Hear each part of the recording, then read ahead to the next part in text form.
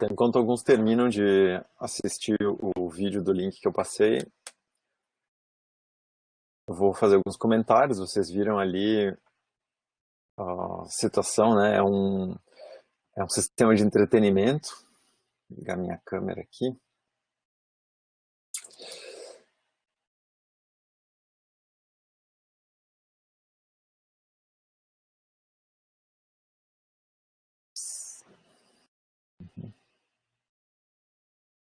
Certo. Então, o que vocês veem ali no vídeo é uma espécie de parque de diversões, né? Um ambiente físico, um lugar onde as pessoas vão, pagam uma entrada e elas vestem um sistema, que é um sistema que compreende um computador que elas levam numa mochila nas costas e um capacete, onde tem um display e vários sensores para detectar o movimento do corpo da pessoa e a localização dela nesse espaço físico.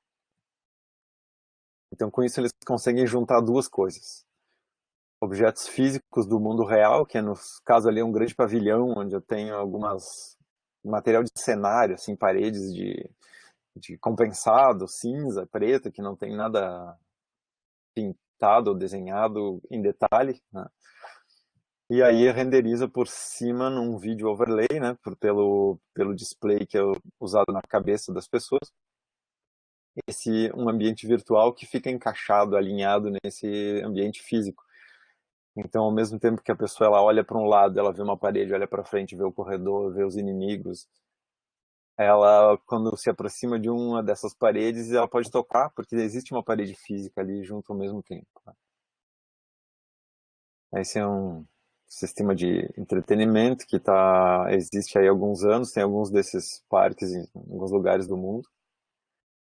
E ele combina várias técnicas de realidade virtual, que é o nosso assunto de hoje. Então, por isso, eu queria que vocês tenham essa olhada antes. Ok? Então, vou entrar no assunto. Vocês já estão vendo aqui o primeiro slide, né? Eu ampliei o título para realidade virtual, realidade aumentada, realidade mista, que são os termos mais usados, mais ou menos nessa ordem, né? E a gente vai ver o que é cada uma delas, os conceitos fundamentais, né, a teoria por trás disso, de onde é que isso veio, e os elementos tecnológicos que permitem a gente construir sistemas desse tipo hoje, o que eles servem e tal. Então ali eu coloquei umas siglas, durante a apresentação vocês vão ver que tem alguns lugares está RV ou RA para realidade virtual, né, aportuguesado a sigla, mas em geral eu prefiro usar VR, AR, MR, e ultimamente como essas coisas estão muito, elas se aproveitam de tecnologias similares, quer dizer, um princípio, uma técnica de interação, por exemplo, usada em realidade virtual, pode ser aplicada em realidade aumentada e tal. Então essas coisas são faladas juntas e por isso a gente tem essa nova sigla XR e XR, né, substituindo o X por V, A ou M à vontade. Tá, então a primeira coisa, o nosso mapa da aula, a gente se situar. Nós já fizemos a parte verde, entramos no design, né, e na parte conceitual do design e nas etapas do design de interação, e vimos até aqui assim, deixa eu desenhar a área já vista, nós já vimos a análise contextual, tudo isso aqui. Nós vimos também o mobile agora, na última semana, né, e agora a gente está nessa parte aqui, realidade virtual, depois ainda essa semana a gente vai ver a interação 3D, tá? É uma parte de interfaces um pouco especiais e inovadoras que a gente vai ver semana. Então tá aqui um screenshot desse vídeo que vocês viram, né? Tem uma cena aí das pessoas reais com o equipamento. Se alguém não viu o vídeo aqui, dá para entender um pouquinho o que eu estava dizendo. Para elas terem mobilidade total, elas levam a máquina numa mochila. E esses props, são props físicos, a gente costuma dizer, né? São maquetes aqui de armas, nesse caso. A maioria desses jogos, eles usam algum tipo de disputa armada, né? Elas são só para dar a sensação física de estar segurando alguma coisa. E aqui o display que emerge a pessoa, bloqueia a visão e a audição e substitui por um estímulo novo, né? E é isso que é o princípio todo aqui da realidade virtual, que nós vamos ver. Então, o nosso sumário para hoje é ver algumas definições e a origem da realidade virtual. Estão vendo aqui, então, RV para a realidade virtual, né? Os elementos-chave que a gente precisa construir para um sistema desse. Discutir alguns termos que são bem importantes, que muita gente faz confusão. E depois discutir um pouquinho a aplicação dessas técnicas no mundo real hoje. Ok? Podem me interromper a qualquer momento se tiverem perguntas, algum problema aí para acessar o conteúdo. Certo. Vamos começar por uma definição. Com certeza todo mundo aí tem uma ideia, porque já ouviu falar esse termo, né? A palavra não é nova para ninguém, realidade virtual. E é uma composição de duas palavras geralmente opostas, né? Virtual e real. A realidade é uma coisa, a virtualidade é uma outra coisa oposta, e aí elas estão juntas uma coisa meio paradoxal, né? Então tá, vocês sabem que virtual não é algo que não existe, mas é algo que existe em essência ou efeito, mas não de fato. Quer dizer, a gente não consegue pegar, não consegue, não ocupa lugar no espaço, aquilo não está em lugar nenhum, mas tem um efeito. Então existe. É uma coisa abstrata, como os sentimentos, talvez. Certo? É uma coisa que a gente pode chamar de virtual. E aí um exemplo bem da computação é o da memória virtual. Vocês usam memória virtual, como todo sistema operacional se usa o disco, né, para expandir sua memória. Não é memória aquilo, mas todos os softwares aplicativos usam como se fosse memória. Então, em efeito, aquilo existe, mas na realidade vocês não têm aquela memória. Enquanto que a realidade é o que a gente considera como real, que os nossos sentidos percebem do mundo físico. Então, são coisas que existem independente da opinião de alguém sobre elas, porque todos os humanos sentem as paredes, né, os objetos físicos, os átomos da matéria, mais ou menos da mesma forma. Então, isso é o que a gente chama de uma coisa real. E se a gente misturar agora realidade com virtual, eu tenho algo que é real, porém só em efeito, né, e não de fato. E a gente traduz isso como um mundo paralelo, um universo paralelo. Então, pensando assim na realidade virtual como um conceito abstrato, que pode ser até independente da computação, o termo de realidade virtual é a existência em essência de um outro universo, de um outro mundo, onde a gente se sente como se estivesse dentro dele. Então, o nosso mundo aqui não deixa de existir, por isso é um mundo paralelo.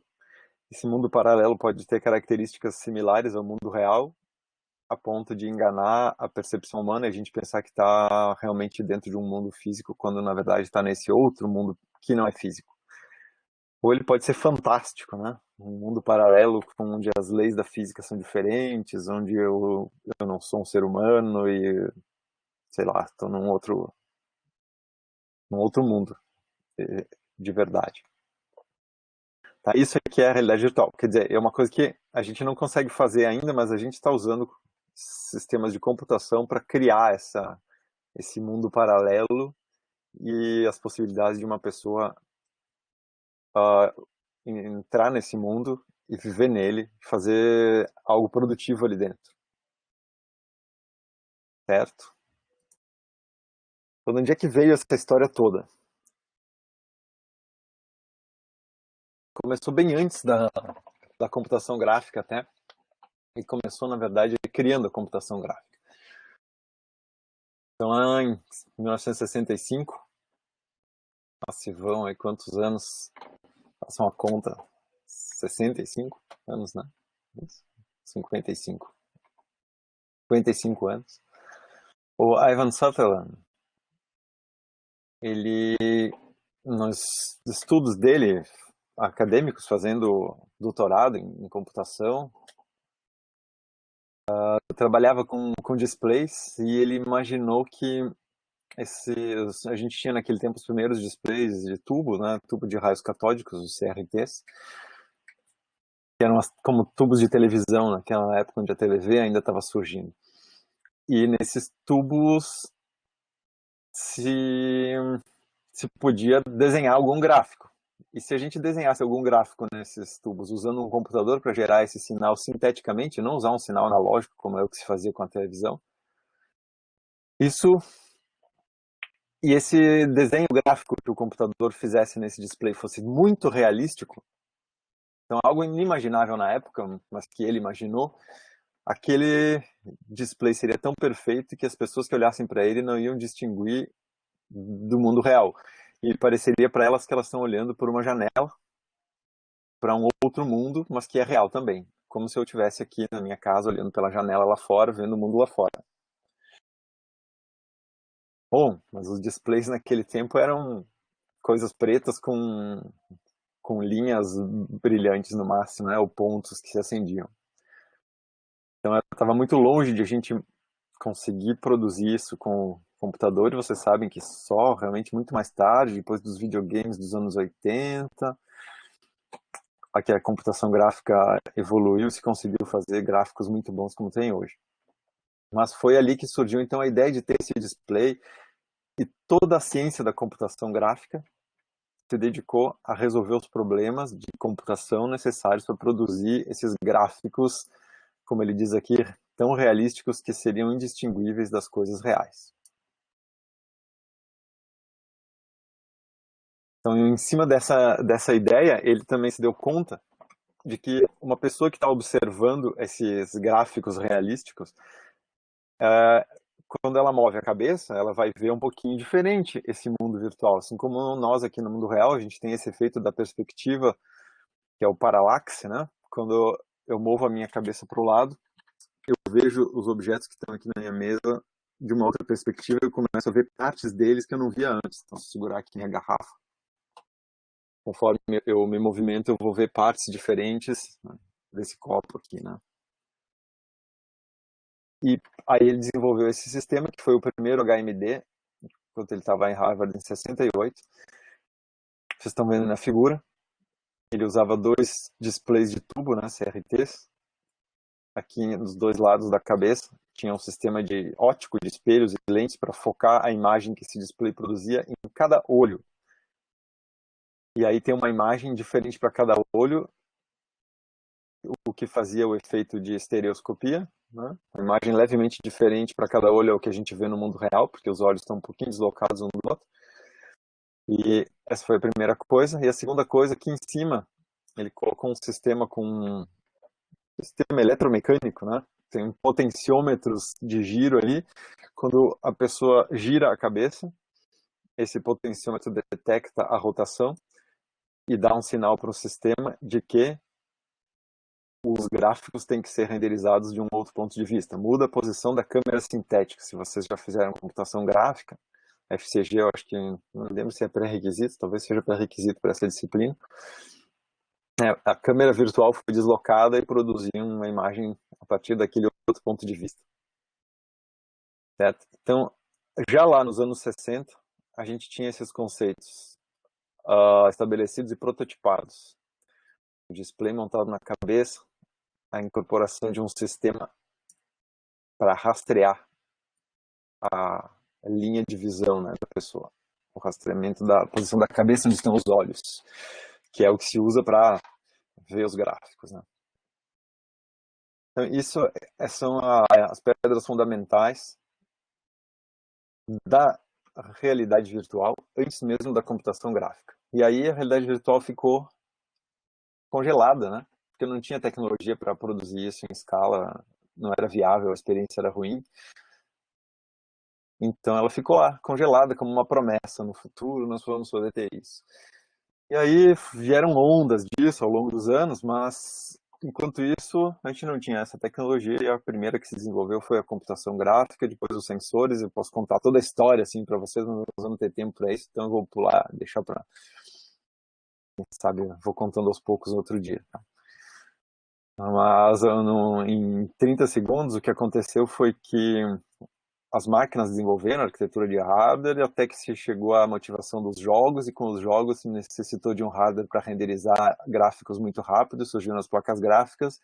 Com as placas gráficas a gente resolveu o problema da computação gráfica junto com os algoritmos desenvolvidos ao mesmo tempo, para fazer hoje imagens indistinguíveis. Tá? Se eu usar todo o poder de cálculo que eu tenho e deixar renderizar a minha imagem por uns minutos, eu consigo uma cena com iluminação igual à do mundo real, indistinguível. Só não consigo fazer isso ainda em tempo real, mas estamos chegando perto disso. E tem os sensores de movimento, rotação, que foram, o uso deles foi muito amplificado, o preço deles caiu por causa dos celulares, dos smartphones. Com isso, hoje eu tenho tecnologia para fazer a realidade virtual e por isso ela nos interessa tanto aqui na disciplina. Ok? Então aí vocês tiveram um apanhado histórico que ajuda a gente a entender que é um mundo paralelo e eu preciso agora criar tecnologia para explorar esse mundo paralelo. Porque a gente pode inventar esse mundo virtual paralelo simplesmente com a imaginação também.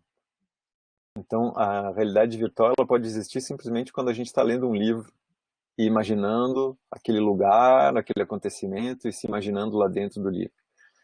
Mas isso não é a realidade virtual dentro do conceito atual, que é o da realidade virtual dentro da computação, onde para se produzir uma realidade virtual meramente decente, eu preciso de alguns elementos chaves que eu vou apresentar agora para vocês.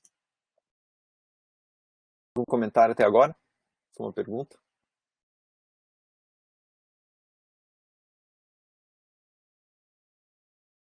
Bom, então esses 4 elementos são o design do mundo virtual, quer dizer, um modelo geométrico que represente esse espaço virtual. Tecnologia necessária para produzir imersão. E a gente vai discutir esse conceito de imersão daqui a pouquinho. Tecnologia para fazer o feedback sensorial, quer dizer, estimular os meus sentidos a partir de um mundo sintético e não mais do mundo real. E garantir que eu possa interagir. Eu não sou só um espectador que assiste esse mundo como se eu estivesse passeando por ele dentro de uma bolha, mas sim eu posso interferir nele, atuar em cima dele, modificar esse mundo virtual. Então são esses 4 elementos essenciais para a computação gerar a realidade virtual. Certo?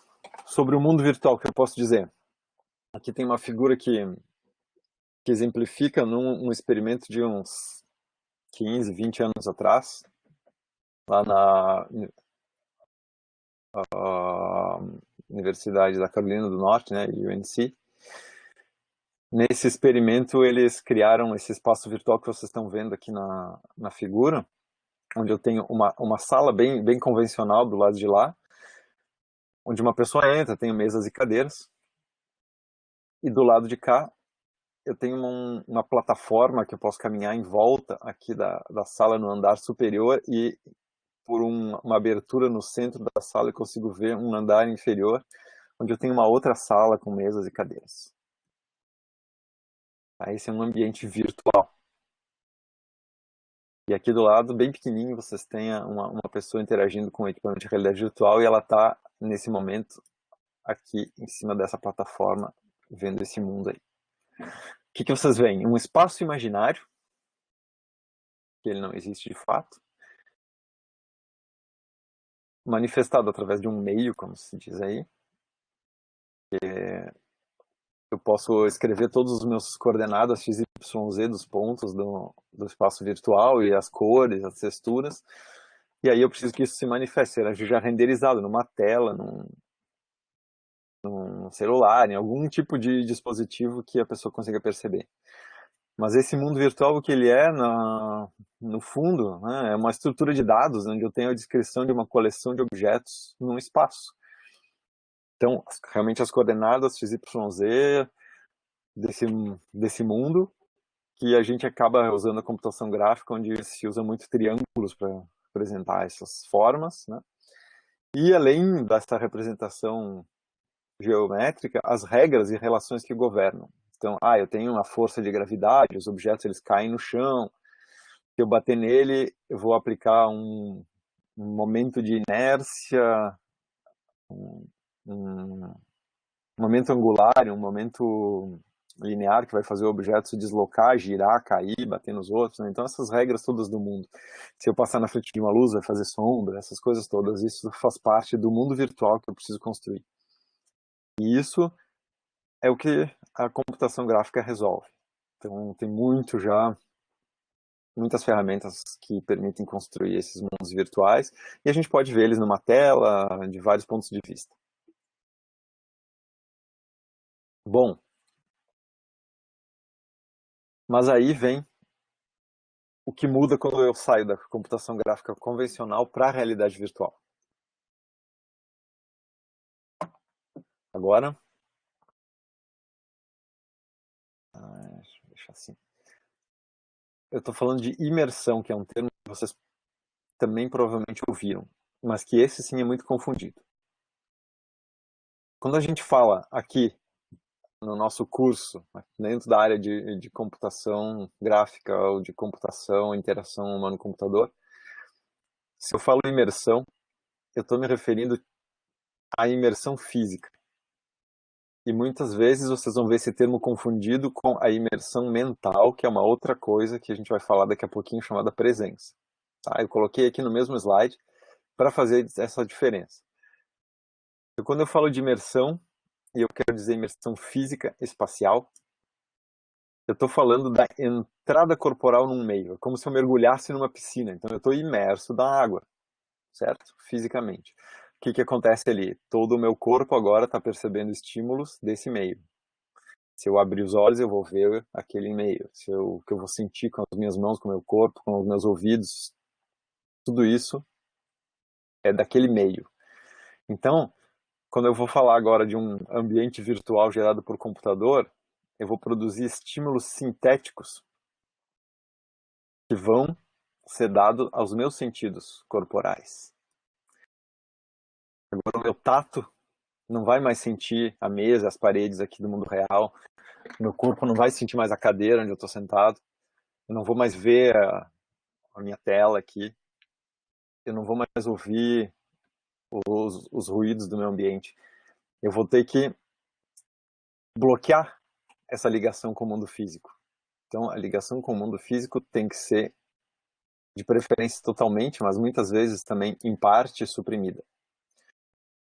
Então, eu vou colocar um capuz preto na cabeça. Pronto, eu parei de ver o mundo real. Aí eu já comecei a criar imersão.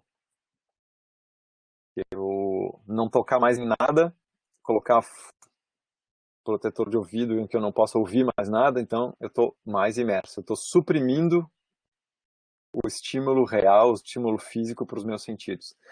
Só que não basta suprimir. Eu tenho que criar os estímulos sintéticos e eles vão substituir aqueles estímulos reais. Então, se eu colocar um fone de ouvido que bloqueia o som do ambiente e me dá um novo som, eu estou fazendo imersão auditiva. Se eu colocar um display em cima dos meus olhos, né, um capacete, a realidade virtual, que você certamente conhece o conceito, nós vamos falar mais daqui a pouco, ele bloqueia a visão do mundo real e substitui por uma visão sintética. E depois tem outros dispositivos para fazer o mesmo trabalho com o tato. Eu vou falar menos desses porque a realidade virtual hoje é mais usada na visão e audição. Eu vou falar um pouquinho de tato, mas ainda teria os de gustação e olfato. E na próxima aula eu espero ter um tempinho para mostrar alguns desses. Próxima aula é de interação 3D. Vamos focar no essencial aqui, o resto vocês podem pesquisar depois. Certo? Então ela é uma coisa física, a imersão. E às vezes, principalmente por causa do termo em inglês que a gente fala de immersion, de mental immersion, e que daí se criou essa imersão mental aí. as pessoas confundem, vocês veem na imprensa, em alguns textos mais do público em geral, falar em imersão com a sensação da pessoa estar num mundo virtual, num mundo paralelo, num outro mundo. Só que isso, para diferenciar na computação gráfica, a gente chama mais de presença. A gente tem que o sistema imersivo, que é esse aqui de cima, né, um sistema físico que te imerge nele, num mundo, ele serve a criar um estado de percepção subjetivo que a gente chama de presença, que é a sensação de estar num outro mundo. Tá? Então isso é subjetivo. Cada pessoa sente de um jeito. Eu vou estar mais presente porque eu estava imerso, talvez. Mas, às vezes, um sistema não tão imersivo também causa bastante presença em algumas pessoas. Então, não é a mesma coisa. A gente, digamos que a presença é o objetivo final. Quando a realidade virtual conseguir produzir presença, ela vai fazer com que a pessoa realmente se sinta no outro mundo e que todas as reações delas vão ser como se ela estivesse no mundo real. Ela vai ter os mesmos medos, o mesmo engajamento para fazer uma atividade, porque ela sente que está no mundo real, as reações, até aquelas inconscientes incontroláveis, como por exemplo um susto, a vertigem, coisas assim, vão ser sentidas dentro desse mundo virtual. E aí eu tenho imersão mental, que é outra coisa, não é a imersão física, certo? Deu para entender essa diferença?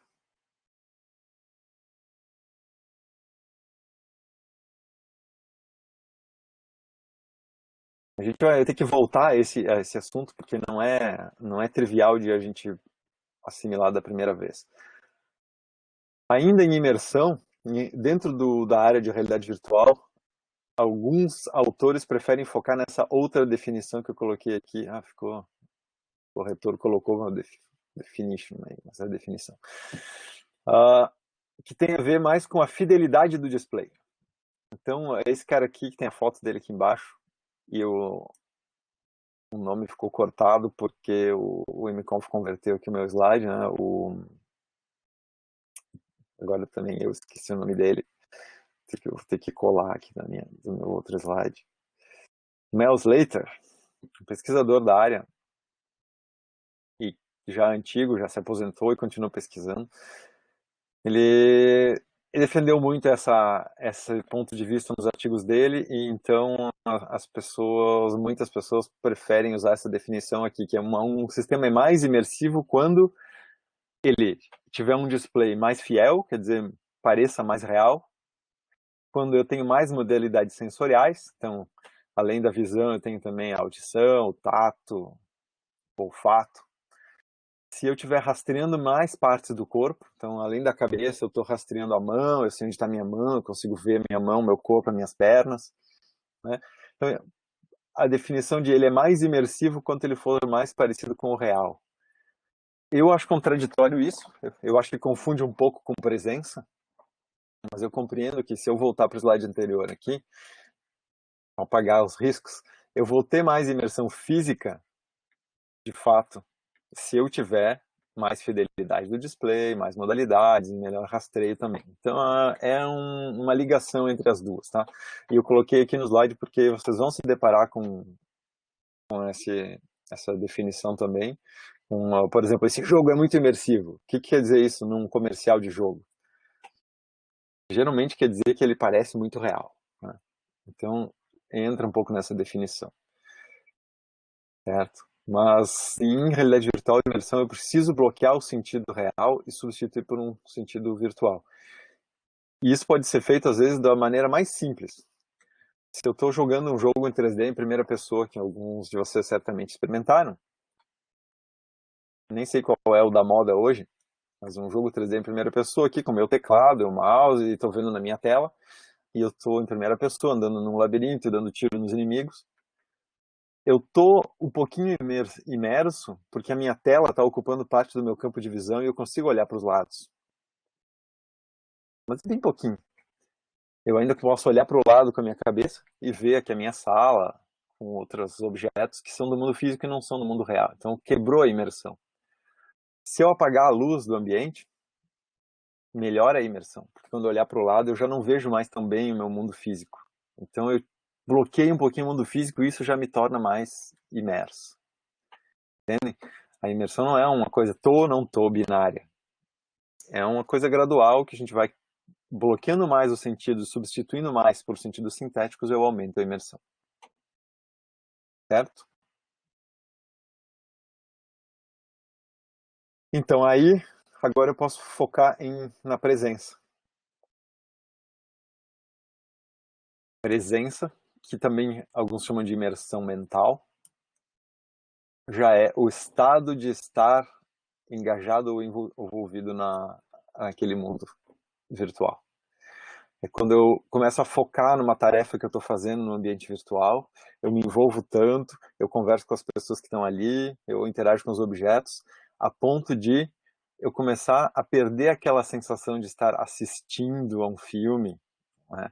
E começo a mudar isso para a sensação de estar dentro desse outro mundo, né? De começar a ter essa experiência subjetiva de ter saído do mundo, de um mundo e estar em outro mundo, a ponto de esquecer que eu estou num mundo virtual. Eu sei lá no fundo, né? Todo mundo sabe que colocou o equipamento e está dentro de uma realidade virtual, que não está no mundo físico. Mas por um instante ou dois, a gente começa a esquecer disso. A gente começa a mudar esse termo aqui, que é um termo complexo de entender da literatura também, que é o grau do desejo de suspensão de descrença. Tá vendo esse termo em inglês que eu deixei aqui embaixo? A gente começa porque faz todo sentido para a atividade que eu tô, pela diversão, pela realização da tarefa, que eu pegue a minha descrença, né?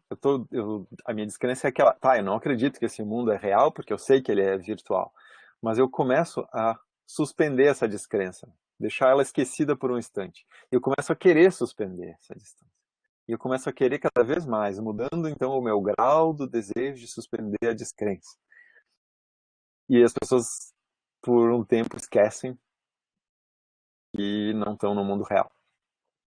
Então, vocês estão vendo aqui na imagem um participante aqui que, claro, a imagem é toda uma montagem feita com a projeção, para a gente poder ter a visão do. Imaginar a visão da pessoa que ela está tendo ali, né?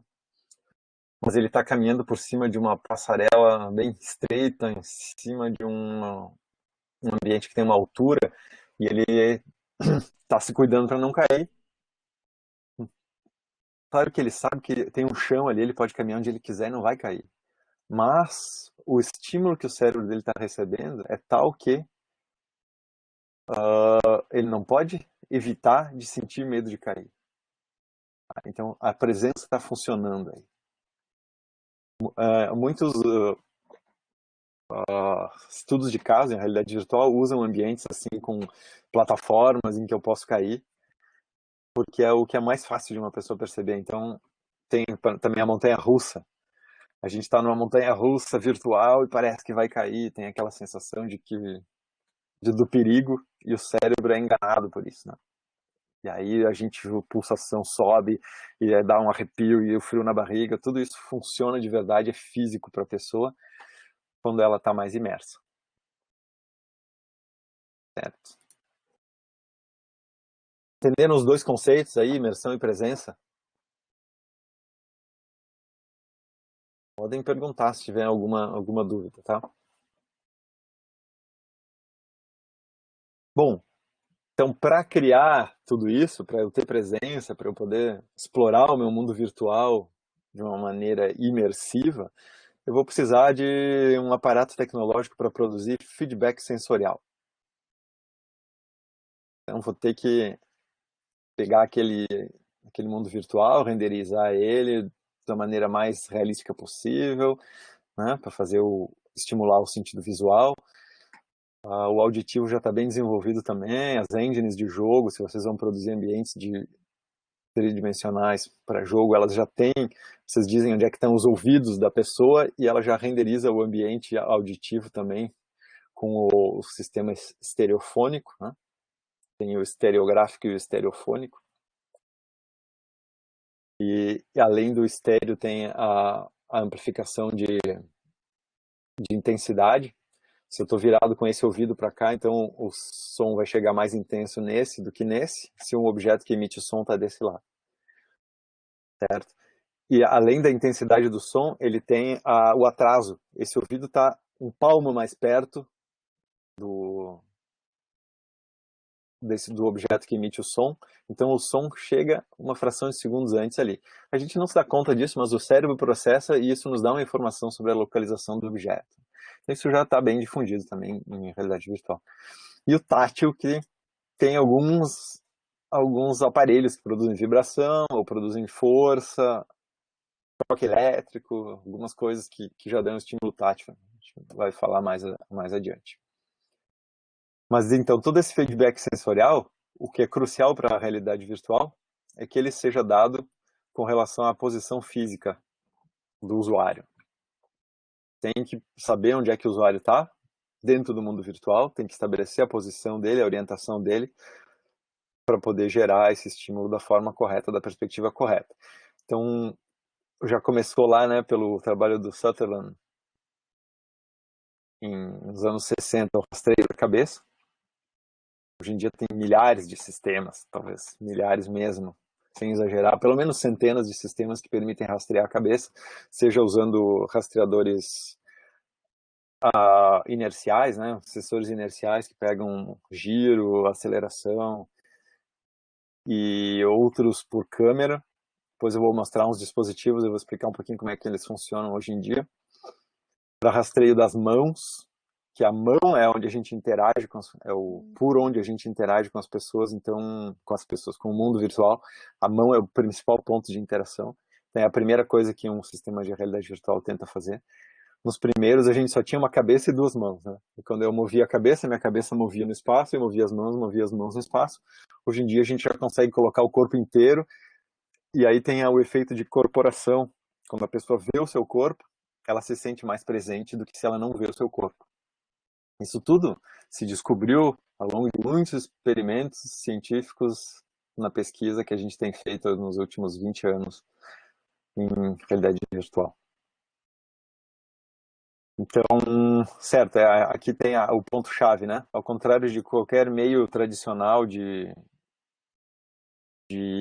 computação gráfica e jogos, a realidade virtual ela permite a gente selecionar o ponto de atuação, não usando um joystick ou um teclado, um mouse, mas usando o próprio corpo, posicionando o corpo no ambiente, e isso vai afetar o mundo virtual.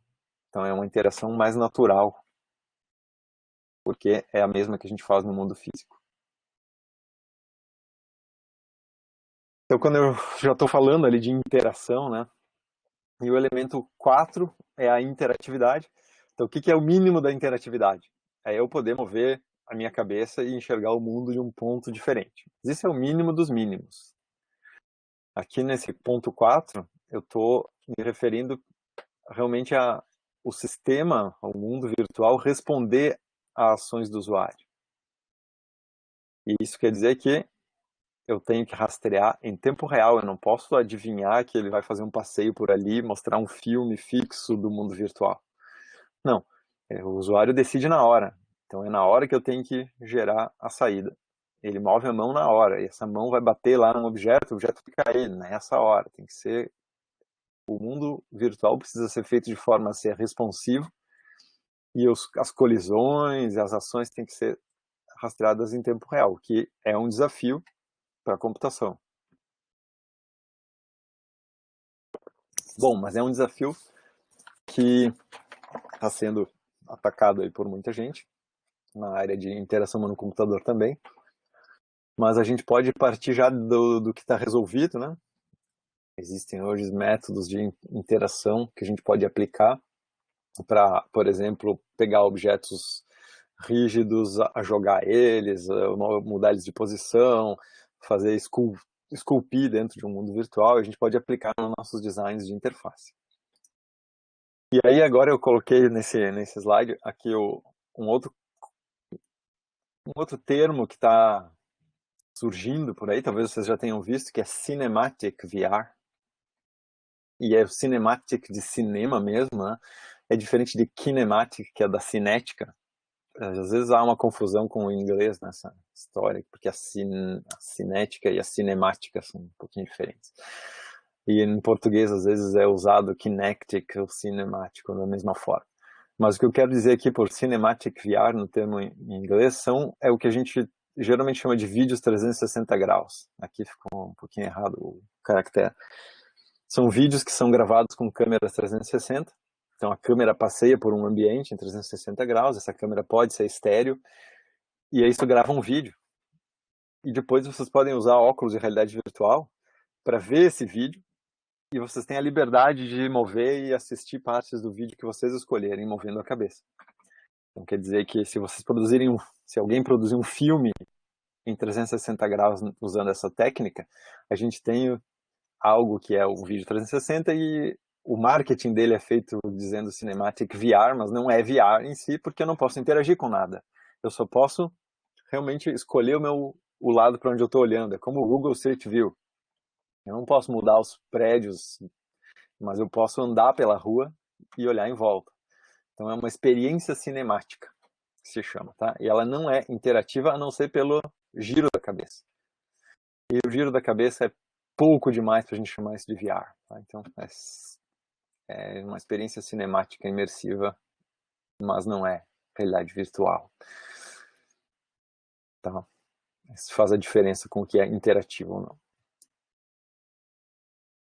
Então, para terminar essa discussão, onde é que a gente quer chegar, né?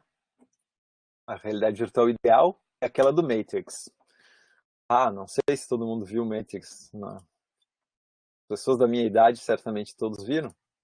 Eu vou fazer mais uma consulta aí para vocês, um pool. Respondam se vocês assistiram pelo menos um dos filmes da série Matrix, dos Wachowskis. E temos uma boa maioria que assistiu ainda, então vocês entendem o que eu quero dizer com esse slide aqui, né? Vocês veem o Neo aí, que é o personagem. E no filme ele descobre que todo o nosso mundo real, onde a gente está vivendo, não é um mundo real, é uma ilusão criada por realidade virtual e a gente pensa que é real. Na verdade, está todo mundo plugado numa máquina, tem um plug no cérebro que troca todos os estímulos sensoriais pelos estímulos que são gerados por um sistema de computação direto lá no cérebro. E aí as pessoas têm dificuldade em acreditar até que eu estou vendo aí pessoas que não responderam não responderam a minha consulta. E eu imagino que as pessoas deixaram ligadas aí não estão, na verdade, prestando atenção na aula, né? Mas, bom, a grande maioria está aí, vocês podem ver o resultado aí da consulta, a maioria viu Matrix. E, bom, a pessoa acredita tanto que aquilo é real que ela não consegue sair, mesmo depois de explicado para ela como é a coisa. E aí o Neo, ele tem esse poder de abstrair isso e ele entra lá no mundo virtual sabendo que é falso e ele consegue ser um imortal praticamente com superpoderes. Mas esse ideal aí não existe porque nossa tecnologia ela é limitada pelos nossos 5 sentidos e o que a gente tem feito é uma lente que coloca para estimular o olho, um fone para estimular o ouvido, uma roupa, uma luva para estimular o tato. Algumas coisas muito sofisticadas agora conseguem estimular o labirinto aqui dentro do ouvido interno. O cérebro tem um sistema que calcula o equilíbrio, ele tem o seu próprio acelerômetro, giroscópio, e um atuador que consegue criar campos eletromagnéticos em volta e manipular isso, fazer a gente sentir que a gravidade mudou de lugar. Então, alguns experimentos começaram a ser feitos nisso, mas é bem difícil de fazer por questões éticas, aí, mexer no sentido do cérebro das pessoas, a gente não consegue muito convencer os comitês de ética a deixar a gente aplicar experimentos, então isso anda devagar. Mas ainda assim é uma coisa externa, né? Eu não estou plugando nada no cérebro, isso é complicado demais. Vai demorar ainda algumas décadas. Alguém diz aí que vai sair o Matrix 4, então vai ser a oportunidade para as 3 pessoas aqui que relataram que nunca viram Matrix, poder ver, quem sabe. Vamos adiante. Então, não cheguei nisso, eu preciso usar aparatos para fazer. Essa é a coisa. Então, a gente tem a VR como um ideal inatingível que a gente tenta se aproximar, tá? Ok. Isso termina toda essa introdução e agora eu vou fazer uma transição para a realidade aumentada ou mista. E para isso eu estou usando esse slide com o contínuo da virtualidade.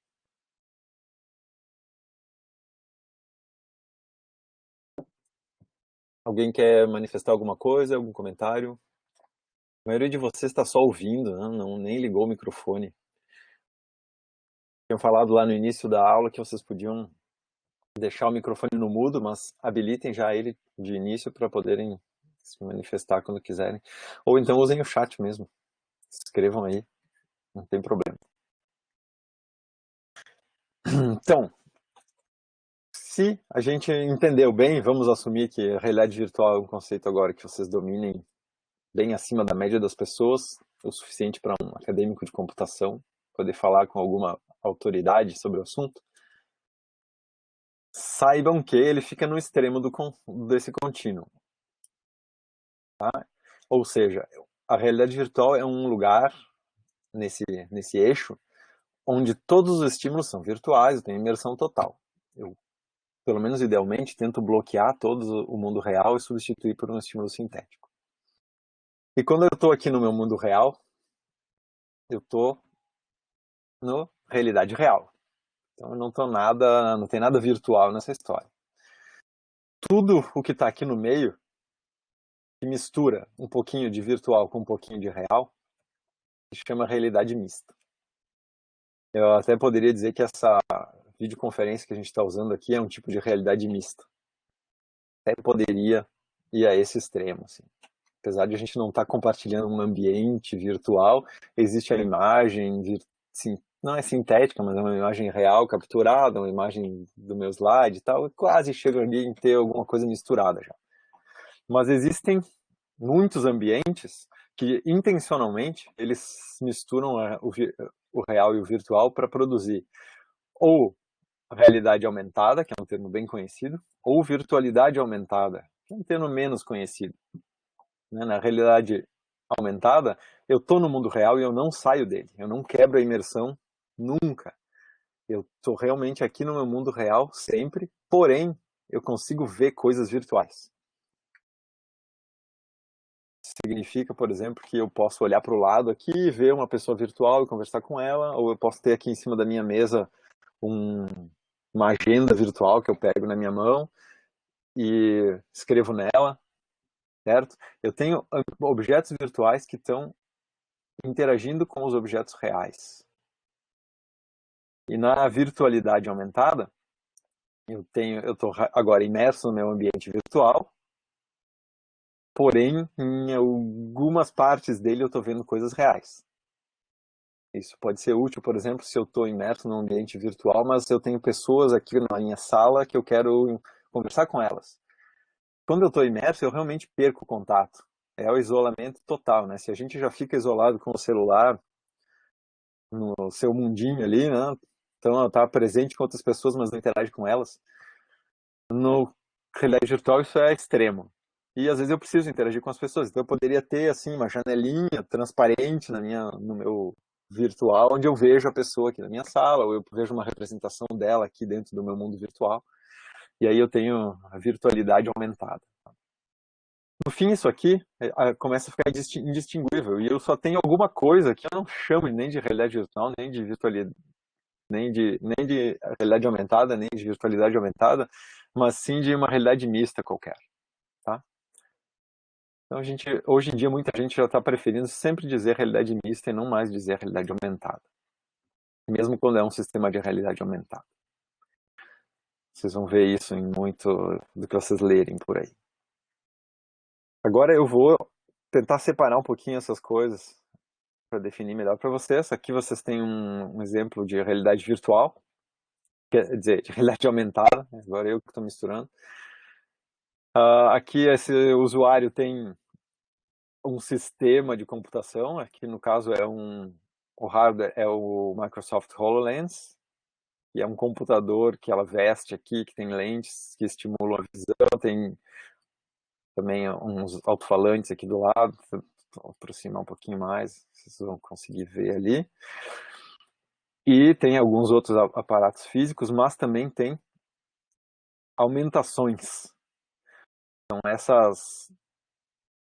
esses elementos que são totalmente virtuais, são elementos virtuais e que são renderizados em cima do mundo real, localizados em pontos específicos para me indicar, nesse caso aqui eu acho que parece uma turbina de avião,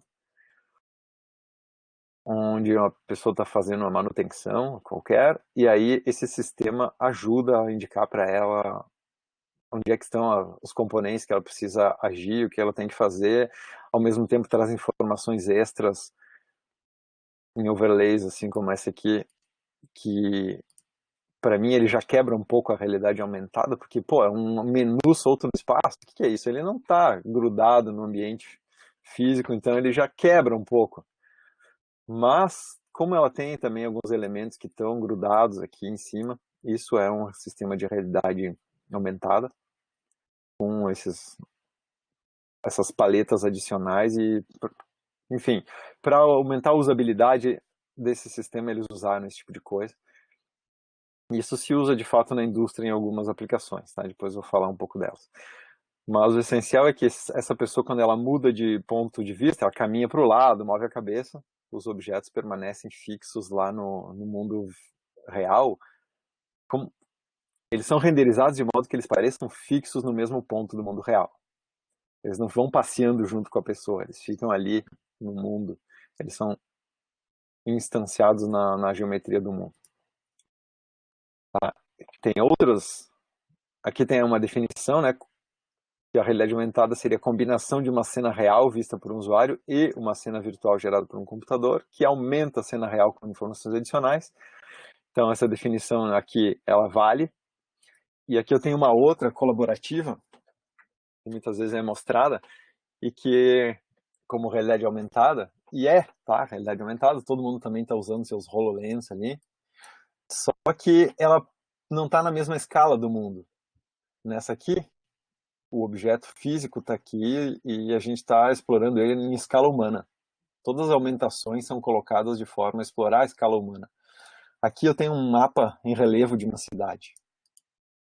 E um mapa em relevo de uma cidade, em cima de uma mesa, não está em escala humana. Está todo mundo ali fazendo uma tarefa colaborativa, tal, sei lá, talvez planejamento do tráfego na cidade, ou de uma obra, alguma coisa assim. Então isso é útil, certo? Mas como um sistema colaborativo com aumentações, mas o ambiente físico delas, aqui as cadeiras, as janelas, não estão tendo nenhum papel nas aumentações, né? São coisas separadas. A mesa é usada como substrato para colaboração, mas é fraco isso, digamos, para a gente chamar de realidade aumentada, ele já fica um pouco fraco. Ele é um sistema de realidade mista colaborativo, certo? Não sei se vocês entendem essa nuance de os objetos virtuais eles participarem do mundo físico, por exemplo, como oclusão. Se eu colocar ele aqui atrás do meu monitor, eu não vejo ele. Se eu colocar ele aqui na frente, eu vejo, porque o monitor é uma barreira física que oclude. Então ele tem que ter essa interação. Né? Alguém comenta aqui que tem uma pessoa que está sem o óculos, né? Então essa pessoa sem o óculos ali não está vendo as aumentações. Mas ele pode estar ali conduzindo algum trabalho junto também. Agora, se vocês forem no Google e fizerem uma busca por realidade aumentada, o que vocês vão ver lá, procurem por realidade aumentada e vão em imagens, né? Vai mostrar algo como isso aqui. Esse é um screenshot que eu fiz semestre passado já. Não renovei ele agora, mas eu fiz ontem a busca para ver e ele continua assim. O que vocês veem aí? Não se vê muito a realidade aumentada que eu acabei de descrever. Se vê muito mais smartphones, tablets. Estranho isso, né?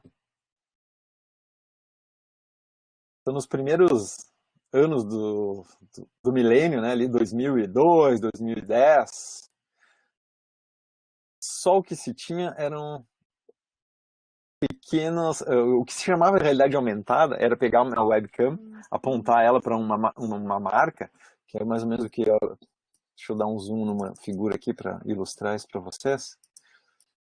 Essa aqui é uma delas. Alguém apontou o celular para um papel ali na mesa e o aplicativo reconheceu essa imagem do papel e ele consegue se orientar por essa imagem. Ele sabe onde é que ele está no espaço em relação a essa imagem.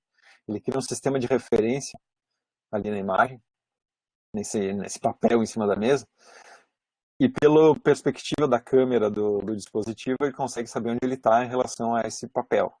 E aí ele consegue renderizar na tela dele aqui, um objeto, que é esse homem, desse ponto de vista. Se ela girar o smartphone aqui em volta, vai ver que o homem de um outro ponto de vista e tal, isso funciona no 3D. Mas esse cara ali, ele não interage com nada. Até aqui nessa imagem fake feita pra gente, para ilustrar o conceito, ele tá ocludindo a caneca lá atrás. Ele tá na frente da caneca. Será que se eu botar a caneca aqui na frente dele, vai sumir ali as pernas dele? Eu não sei se ele está interagindo com esse mundo real. Então, isso ali não é realidade aumentada, mas o nome foi usado porque na tela do dispositivo a gente enxerga algo que parece uma realidade real, que é o que o vídeo da câmera está vendo, com aumentações. Aqui vocês veem imóveis, né? Aqui vocês veem numa cidade, e aí tem algumas aumentações, que são indicações do que tem ali. Aqui, quando mostra essas frutas, tem lá algum sinal dizendo, essa é boa, é orgânica, pode comer. Essa outra aqui diz, aqui estão os restaurantes, os hotéis e tal. Então se chamou muito isso de realidade aumentada. E tem até algumas pessoas que chamam de realidade aumentada móvel, porque usam um dispositivo móvel. Então se cria esses termos e vocês têm que cuidar para ser críticos quanto a isso. O que é uma realidade aumentada móvel? A realidade aumentada eu estou sempre móvel, ela tem que ser. Aqui ela está usando um dispositivo móvel como display para a realidade aumentada. Que é também um jeito de se fazer.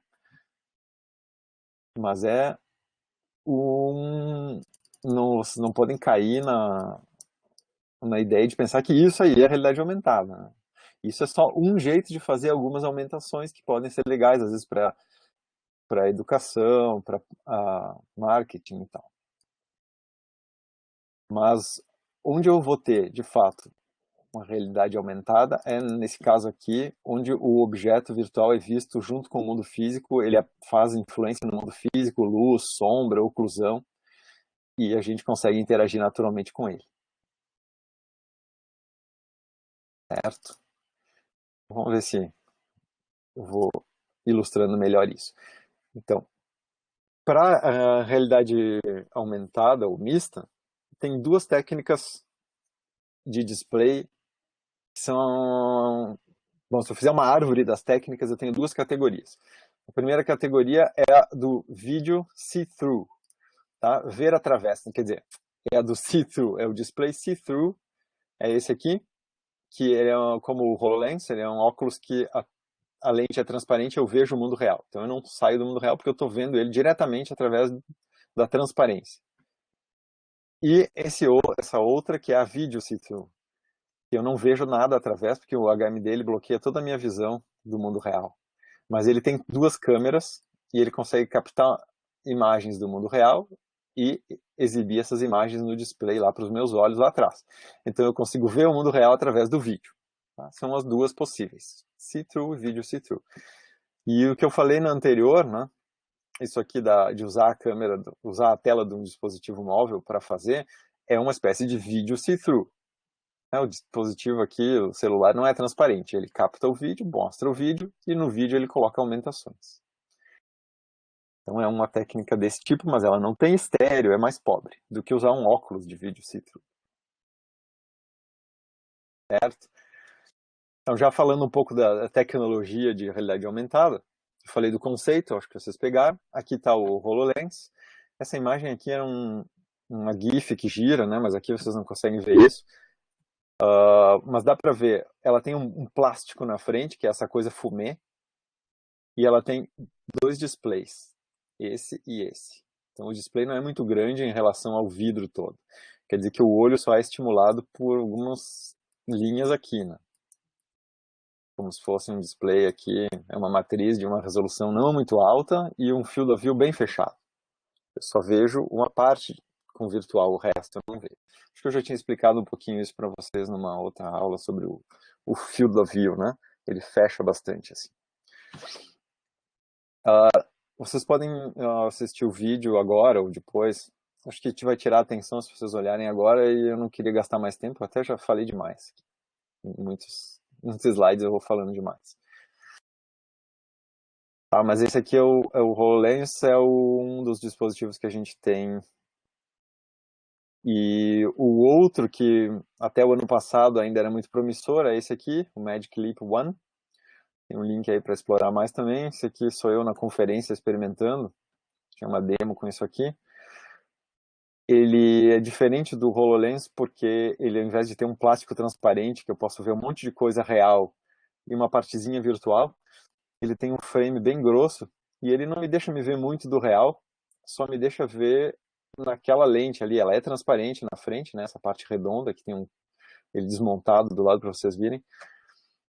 Então ele diminui o field of view do mundo real, mas é um see-through direto, porque não preciso de vídeo, eu vejo o mundo real, mas com já reduzindo o meu field of view, e aí ele consegue estimular com pixels sintéticos todo o field of view. Tudo aquilo ali é uma tela. Certo?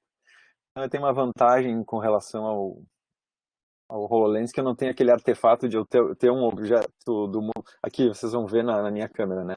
A minha mão ali, ela tá metade para fora e metade para dentro. Imagine que vocês estivessem vendo na imagem toda a minha sala aqui, mas não vissem a metade da minha mão. É um pouco isso que acontece lá com o HoloLens. Mas a Magic Leap, que tinha todo um negócio promissor aqui, meio que está em falência agora. Então eu acho que esse dispositivo não vai pegar também. Não é ainda, né? A gente não tem o dispositivo matador para realidade aumentada. Tem esses que são usados na indústria porque eles são caros e limitados, só servem para algumas aplicações com uma experiência razoavelmente satisfatória. Tá, eu troquei aqui o meu conjunto de slides porque não cabia um inteiro, né? Tive que separar em dois.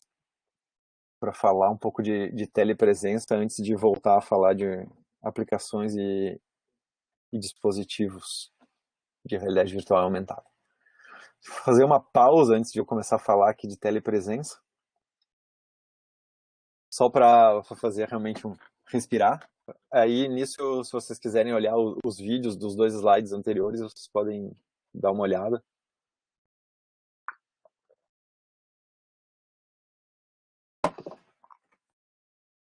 Só resumindo que, então, eu falei de realidade virtual e mista, como conceitos para fazer interfaces. E eu vou falar de um terceiro agora, que é a telepresença, que também se mistura com realidade virtual e mista. E depois só discutir um pouco alguns dispositivos e aplicações com vocês.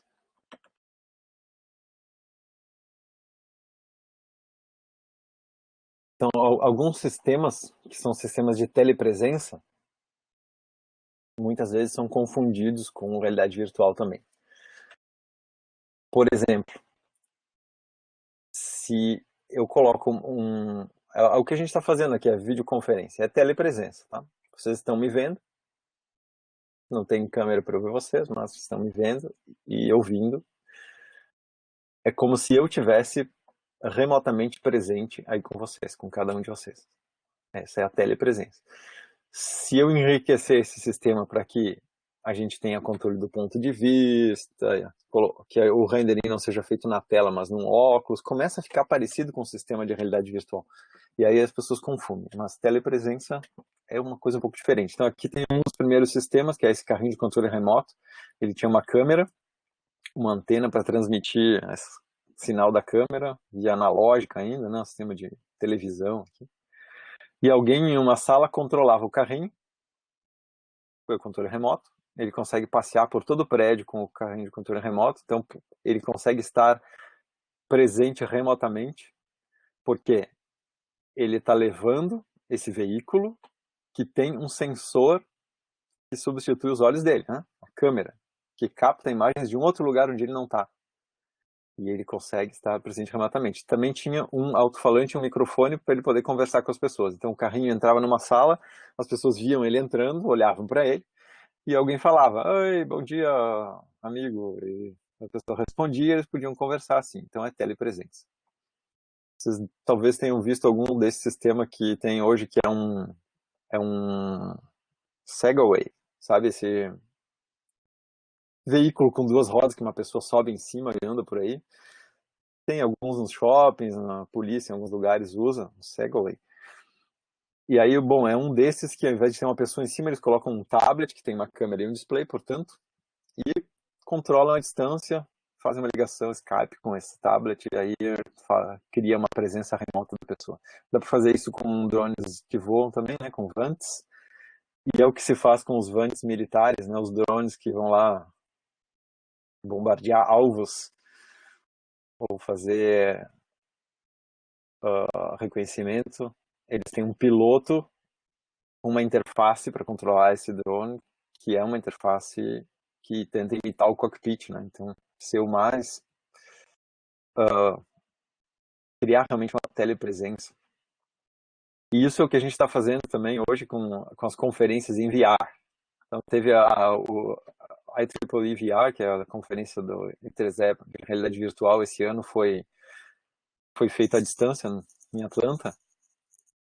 Esse aqui é a figura aqui à direita, né, é uma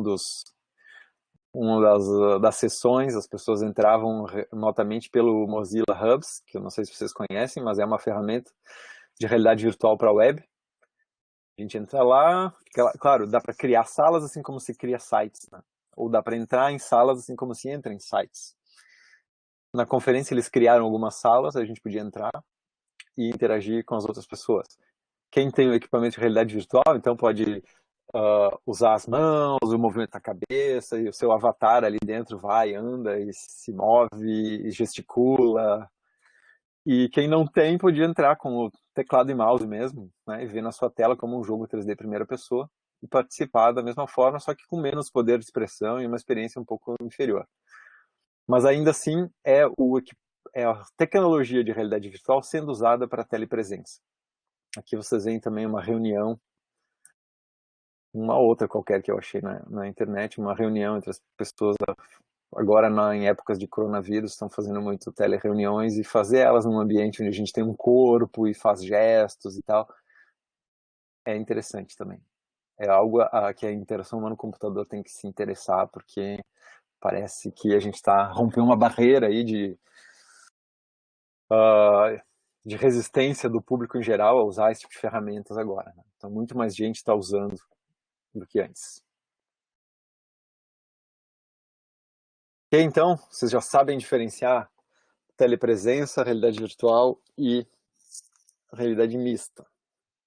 Essa é o objetivo aí. Agora, falar um pouquinho das tecnologias. O HMD, eu acho que eu não vou falar nada aqui que vocês nunca viram, mas eu vou talvez fazer alguns comentários que mudem um pouco a opinião de vocês sobre as coisas, tá? Essa é a ideia. O HMD está aqui representado por um HMD que talvez fosse estado da arte há 20 anos, no ano 2000.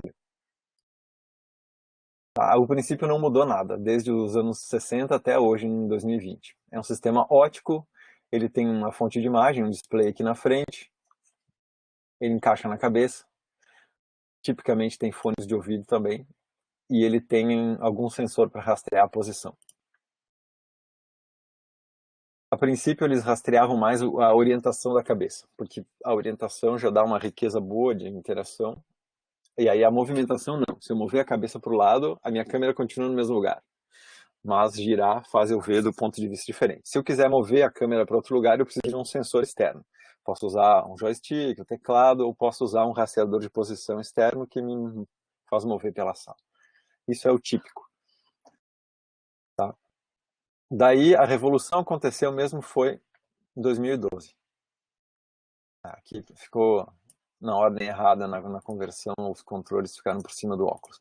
Mas essa figura aqui, que está na parte de baixo, que vocês veem só parcialmente, era um desenho, né, feito pela essa empresa Oculus quando eles lançaram o Kickstarter em 2012, pedindo lá, me apoiem em meu projeto, que eu vou fazer um óculos que ao invés de custar $20 mil, como os que tem no mercado hoje, ele vai custar 999 mil dólares. Algumas pessoas deram lá, investiram, muitas pessoas investiram, e eles fizeram esse protótipo que foi distribuído para esses primeiros compradores aí, aproveitando um display de tablet, que ficou barato, e substituindo os pequenos, se eu voltar aqui para o slide anterior, né, esse HMD ele tinha dois pequenos displays LCD, que eram feitos bem miniaturizados, sob medida, e custavam $5 mil cada um. Agora eu compro de prateleira, porque já é feito em massa para as tablets, um display que custa $50. Coloco aqui, ponho duas lentes e eu tenho mais ou menos a mesma coisa, muito mais barato. Então eles fizeram depois, esse é o DK1, né, o Development Kit 1, depois o 2, isso foi mais para desenvolvedores. Nós temos um desses aqui no laboratório, a gente não chegou a tempo de comprar esse. E ele supera os anteriores no seu campo de visão, que antes era em torno de 50, 60 graus aqui do campo de visão, né, essa abertura, e agora ele faz 110. A nossa visão real ela é perto dos 180. Então melhorou muito, baixou muito o preço. E aí esse modelo aqui, que é o primeiro dispositivo que eles lançaram comercialmente para o usuário final, já bem mais refinado o seu design, ele tem essa resolução aqui, duas telas de 1000 por 1000, um pouco mais. Tem o sensor de orientação para o movimento da cabeça e também tem um sensor de posição, que é feito com duas câmeras que eu não botei na foto. As câmeras ficam aqui na frente como se fossem webcams, duas câmerazinhas, webcam vem junto com ele. E as câmeras capturam alguns LEDs escondidos infravermelho que tem aqui no display e nos controles. Ele também vem com dois controles, um para cada mão. Então ele consegue saber onde estão as duas mãos, interagir com as duas mãos e com a cabeça e mover também. E tudo isso eles estão vendendo a $349 agora. Claro que aqui no Brasil, eu coloquei aqui do lado, se a gente for comprar, multiplica isso aqui pela taxa de câmbio, o imposto, o frete e o lucro do revendedor, e isso não sai por menos de 5 mil. Que pena para nós. E que não fomos nós a fazer esse Kickstarter aqui. Né? E até agora ninguém está produzindo nada desse tipo aqui. O outro, seguindo a mesma linha, foi o Vive, HTC, que é uma empresa que fazia celulares também, em parceria com o Google. Ela fez o Vive, que é esse óculos aqui. Ele usa um princípio parecido, mas aí ele nos deu uma flexibilidade maior usando dois faróis. Esses aqui são dois faróis. Quer dizer, o que é um farol? Farol é aqueles de mar que orientam os navios. Nesse caso aqui, eles ficam colocados no canto da sala e eu posso colocar numa sala de 6 por 6 metros, por exemplo, quase 40 metros quadrados. E eles servem de farol para orientar os controles e o dispositivo, onde eu tenho sensores infravermelho aqui, são sensores nesse caso e não LEDs, e os sensores eles enxergam o padrão de luz emitido por esses dois faróis. Então eles sabem onde eles estão em relação aos faróis. E aí eu posso andar livremente por toda uma sala e a experiência de realidade virtual agora ficou decente para o usuário final. A pessoa não fica mais enjoada e vomitando depois de 2 minutos usando o sistema como era antes. O usuário final pode usar agora. Certo? E isso aí custa o preço de uma console de jogo. Né? O preço do PlayStation, eu vou lá e compro um óculos. Claro que ainda não é acessível para todo mundo, né? Mas vocês podem imaginar que no país desenvolvido, o mercado que eu tinha para jogos agora é o mesmo mercado que eu tenho para realidade virtual, para entretenimento. Né? Depois ainda veio o Vive Pro, melhorou vários aspectos.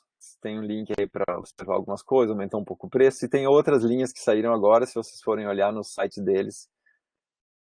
Tem o com eye tracker dentro, e eles têm kits com acessórios extras. Tem alguns, além de só os controles que eu seguro na mão, eu posso comprar só o sensor, que é essa parte aqui, e grudar ele em objetos, como uma cadeira, uma mesa, e rastrear esses objetos no espaço. Certo? Então esse é o tipo de tecnologia que a gente tem. Ah, eu não falei, mas nós temos no nosso laboratório o HTC Vive e nós temos o Rift também, esse aqui. Né? Nós temos três tipos de óculos ali. Nós não temos o Pro ainda, a gente teve por um tempo, mas era emprestado, a gente ganhou de um concurso e depois teve que devolver, né? Infelizmente. O estado da arte, né, segundo os meus alunos hoje, é esse aqui, custa $1.000, o Valve Index. Ele tem uns controles que eu posso segurar na mão, mas eu posso soltar e ele fica preso na mão. E ele tem um sensor que pega o movimento dos dedos por radar à distância. Então eu consigo fazer coisas a mais. Ele tem umas câmeras também que conseguem rastrear o espaço. Aí junto com o outro modelo do Oculus Rift, o último que eu esqueci o nome dele agora, S, eu acho, Oculus Rift S. Ele faz o que o HoloLens faz, ele rastreia o ambiente físico, ele sabe onde estão as paredes e a mesa e o chão, e ele não precisa mais desses faróis para se orientar. Ele consegue saber onde estão os objetos e criar uma malha de triângulos onde estão os objetos, e aí fica fácil de a gente interagir com o mundo virtual e o real ao mesmo tempo e se orientar nele. Tá? Eu não tenho tempo aqui para detalhar como isso funciona, mas é só para deixar para vocês um pouco as possibilidades que isso trouxe nos últimos 5 anos. Tá?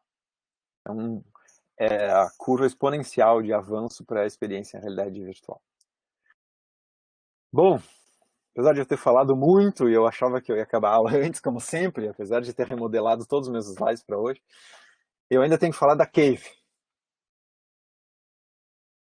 Tá? Embora tudo seja muito focado em HMD hoje, eu não posso deixar de falar da Cave, que foi, antes do HMD, o dispositivo padrão para a realidade virtual. Cave é uma sigla recursiva para Cave Automatic Virtual Environment. Tá? Então as letras aqui são de Cave, que tem Cave dentro, por isso que é recursivo. Né?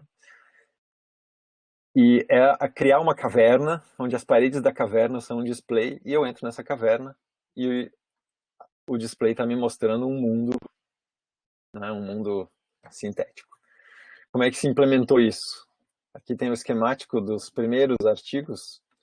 Naquele tempo os projetores eram coisas imensas e separavam a luz RGB em 3 projetores, né, uma coisa monstruosa. Projetava num espelho que projetava numa tela aqui por trás e o usuário ficava lá dentro e ele podia ver a imagem. Aí eu fazia isso dos dois lados, por trás, por cima, e o por cima significava projetar no chão. Esse é o básico, a cave de 4 paredes. São essas 4 paredes aqui. Um usuário ali dentro conseguia, para onde ele olhasse, ele estaria vendo um mundo virtual. Portanto, ele estava imerso. Eu podia exibir coisas e ele interagir. O legal da cave é que eu posso entrar com várias pessoas aqui dentro e fazer. E outra coisa legal é que eu não perco o meu corpo. Eu continuo vendo a minha mão e o meu corpo, enquanto eu vejo um mundo virtual. Dá para fazer caves com 6 faces. Fechar aqui em cima com outro display e fechar embaixo também. Para isso eu tenho que colocar ela num andar central, né? E tem um projetor embaixo e um projetor em cima. É um setup um pouco mais complicado e caro. Existem algumas, eu vou mostrar aqui mais umas no outro slide. Essa aqui é a cave da Petrobras. Ela não tem o teto só. Ela tem 5 lados. Então a gente abre a porta, puxa aqui desse lado, entra lá dentro e fecha. Aqui estão os chinelos que a gente tem que usar para não estragar o chão. Ó. E aí então ela tem um projetor em cima que projeta no chão e os projetores dos lados e óculos 3D para a gente ver o mistério dentro da cave. Essa aqui foi feita já há uns 10 anos. A gente experimentou lá algumas vezes. É possível usar se a gente quiser fazer projeto de pesquisa lá. Mas ela já está um pouco ultrapassada agora. Tem outras formas de cave, parciais, né, com uma tela maior do que as outras, com curvas de displays de monitores, assim, hemisférios, né, com projeções por trás. Todos são tipos de cave, todas elas promovem uma boa imersão e permitem o usuário manter o corpo dele, tá? Que é a vantagem. Para ele ter a experiência única que os óculos dão, de trocar o ponto de vista e ter a nova projeção estereoscópica para o seu olho, ele precisa usar um rastreador na cabeça. Alguns desses sistemas aqui usam, outros não. Mas com o rastreador, o sistema consegue renderizar de acordo com a cabeça do usuário e fazer todas as perspectivas certas. E aí a experiência é super incrível. Eu experimentei isso, tu entra na cave como se visse realmente um holograma no centro da sala e tu pode caminhar em volta dele. Sensacional. Só que, claro, isso aqui custa centenas de milhares de reais. O último orçamento que eu fiz custava, para comprar uma cave pronta que uma empresa vem e instala pra gente, custava $500 mil. Então não se tem feito mais. A gente costuma fazer coisas meio feitas em casa para experimentar em alguns casos, alguns experimentos. Bom, eu falei antes de áptica também. Como é que eu dou retorno tátil em realidade virtual? Aqui eu tenho uma amostra para vocês, que é a Haptic Workstation. É o sistema tátil de retorno de força. Aqui eu tenho duas luvas, que são a CyberGrasp. Vou mostrar um detalhe no próximo slide. Ela dá força, ela puxa, é um exoesqueleto que puxa os dedos da mão para fora. Então, se eu pegar um objeto, para dar a sensação de que eu peguei ele com a mão, que eu fechei a mão, a luva dá uma resistência. E em cima dela tem esse outro exoesqueleto, que é preso em motores aqui, né? E ele realmente tem braços que seguram o nosso braço e não deixam eu mover para fora. Essa foto aqui foi lá no laboratório onde eu fiz meu doutorado, a gente tinha esse sistema, custava $500 mil. Então, era caríssimo e a experiência era péssima, era muito fraco. Vocês têm dois vídeos aqui do YouTube, um é o nosso lá do laboratório, o outro é a apresentação dele, do dispositivo mesmo. Vocês podem dar uma olhada depois, é interessante de ver como funciona. Ele mostra em detalhes algumas coisas. Aqui é a luva que eu falei antes, né? Na luva, ela é bem simples. Na verdade, tem um cabinho, como o cabo de freio de bicicleta, que é puxado. Vocês veem aqui nessa foto que os 5 cabinhos de cada mão, eles entram nessa caixinha, onde tem um motorzinho, servomotor, que puxa o cabo, simplesmente. E aí tensiona o cabo e dá a sensação de tocar. Depois, para eu interagir dentro de um ambiente de realidade virtual, existem muitas técnicas e muitos dispositivos, certo? Para poder fazer a interação. E aí, a gente vai ter que aprender que técnica não é a mesma coisa que dispositivo, certo? Mas isso nós vamos fazer na próxima aula, quando a gente for ver interação 3D, porque a interação em realidade virtual ela é muito baseada nas técnicas de interação 3D. Tá? Por exemplo, aqui vocês estão vendo já a varinha mágica, né? O wand, que é um ponteiro, que eu aponto, como se fosse um raio laser, para um menu no espaço virtual. É uma técnica de interação 3D por menu que não é muito natural, mas ela é bem efetiva para muitos sistemas. Ela funciona, a gente vai falar mais na próxima aula. Tá? Só queria terminar mostrando algumas aplicações, né? O que acontece, para que serve a realidade virtual? Então, entretenimento é o óbvio, os parques da Disney já têm isso há um tempo, né? Simuladores de realidade virtual. Hoje tem outros shoppings, em feiras, como esse aqui, vocês veem aqui alguns. Então eu não vou nem falar aqui dos dispositivos para entretenimento, porque é só pegar os jogos e criar uma experiência imersiva, isso já é um salto, né? Então é claro que tem vamos ver um pouquinho os outros. Eu só listei eles aqui, depois eu tenho uma figura ilustrando alguns. Tratamento psicológico, né? Vários do espectro da ansiedade, fobias, estresse pós-traumático, agorafobia, né? Problema social ou medo de altura, de aranhas, etc. Então já faz vários anos, vários mesmo, assim, 15 anos atrás já se tinha pessoas da psicologia, psiquiatria usando ambientes virtuais para colocar uma pessoa imersa e expor a pessoa aos medos suavemente para fazer a dessensibilização. Então, uma aranha colorida, tipo desenho animado, daí ela fica amiga da aranha, a aranha tem cara e fala com ela, daí depois ele bota uma aranha um pouquinho mais marrom e peluda, ela vai ficando mais realística. Então, ao longo de várias semanas e várias sessões, a pessoa vai perdendo o medo. Os militares investem muito no tratamento de estresse pós-traumático, né? Então tem sistemas nos Estados Unidos, é enorme essa área, se envolve muito em guerras. Claro que os sistemas de treinamento, simulação de voo é o óbvio, já existia nos anos 70, a NASA usou muito, depois hoje todos os aviões comerciais têm simuladores para treinar, mas tem simuladores de procedimentos na indústria, também são usados, eu já mencionei a Petrobras que usa, todas as grandes empresas, né? No Brasil a Embraer, a Petrobras usaram também para marketing, a Embraer usa para as pessoas experimentarem o interior dos aviões dentro do ambiente virtual, para os clientes experimentarem, né? Mas para procedimentos, treinamento de procedimentos na indústria, como fazer a fabricação,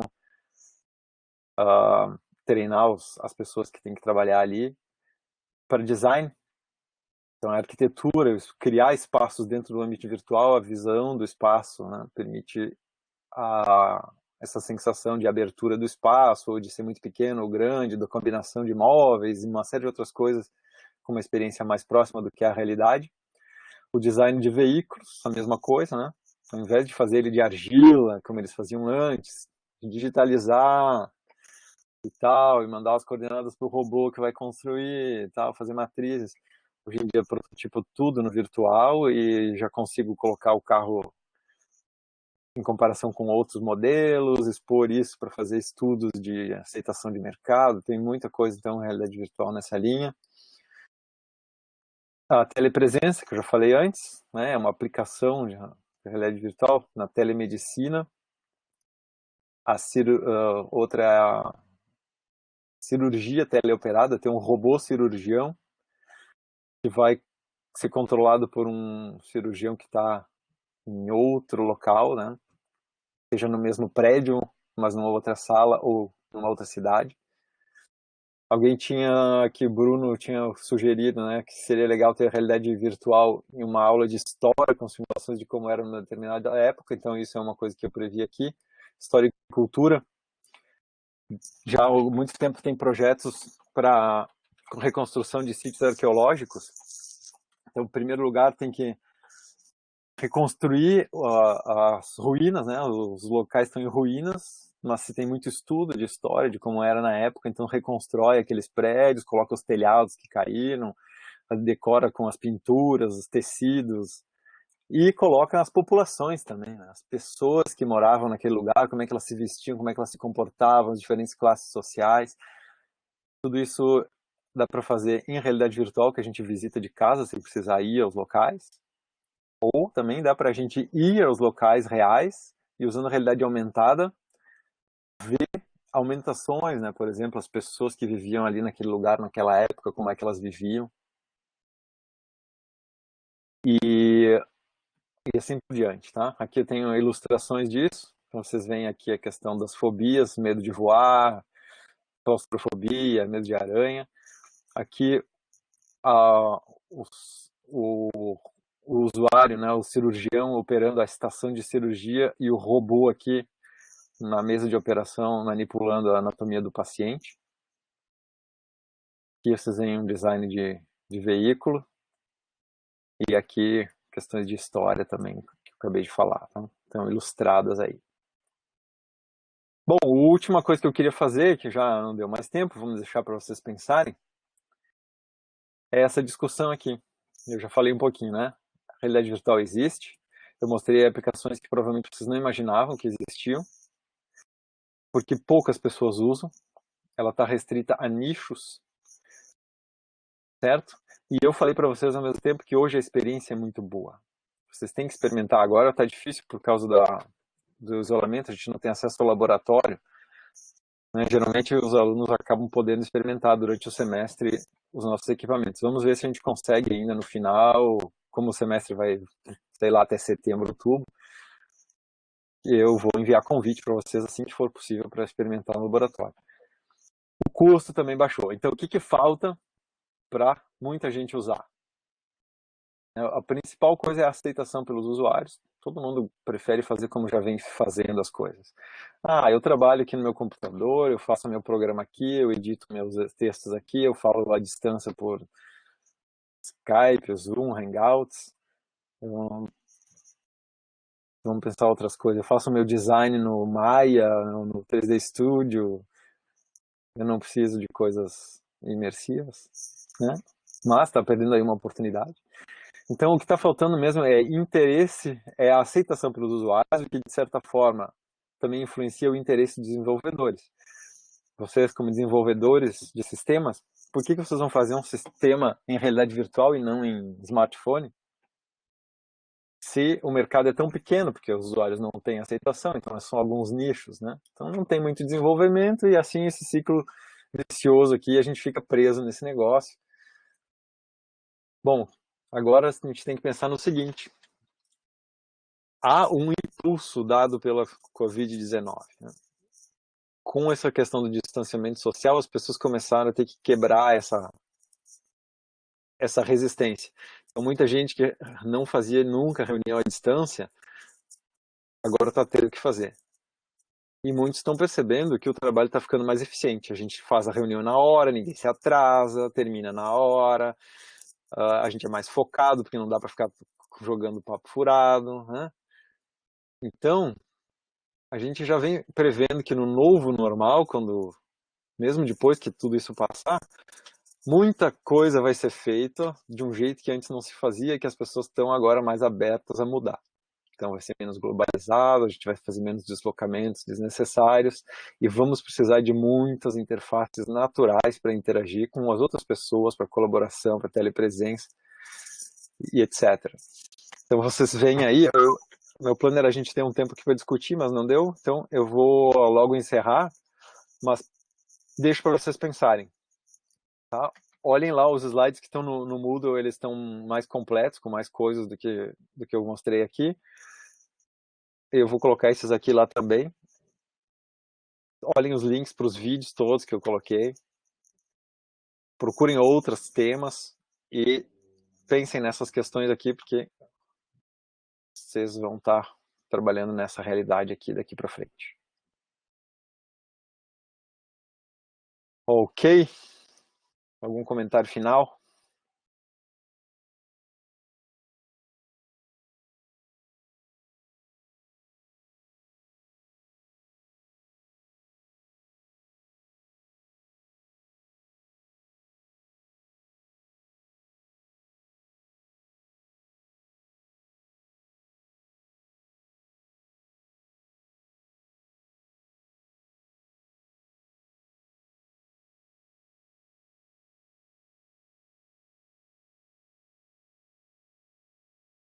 Bom, vamos terminar então. Ah, tem uma pergunta. Ah, eu não entrei na questão do cyber sickness. A pergunta é até que ponto usar realidade, qualquer uma dessas, né? Pode ser prejudicial. Ah, toda nova tecnologia tem seu prejuízo. Quando surgiu os automóveis, né, se criou os acidentes de trânsito. E aqui tem muito que a gente pode falar na próxima aula, quando eu falar de interação 3D, de uma coisa que se chama cyber sickness ou simulator sickness, que são os sintomas causados pelo uso de realidade virtual aumentada e mista. Ah, tem bastante literatura, a gente conhece bastante isso, a gente faz pesquisa nessa área. Eu vou passar também alguns links para vocês sobre isso. Mas é assim, a gente sempre controla o prejuízo. É como os automóveis, os aviões, as armas, né? Elas são coisas feitas para o bem e que às vezes matam. A realidade virtual não tende a matar ninguém, mas pode sim causar sintomas graves, temporários e raramente duradouros. não se conhece muito bem ainda, porque as pessoas não conseguem usar por muito tempo, né? Então a gente está estudando o uso contínuo, várias horas em realidade virtual, o que que acontece com a pessoa, certo? Terminamos aqui porque o tempo já esgotou, mas a gente pode conversar sobre qualquer uma dessas questões na próxima aula, que é uma continuação dessa, já que é interação 3D. Até quinta-feira.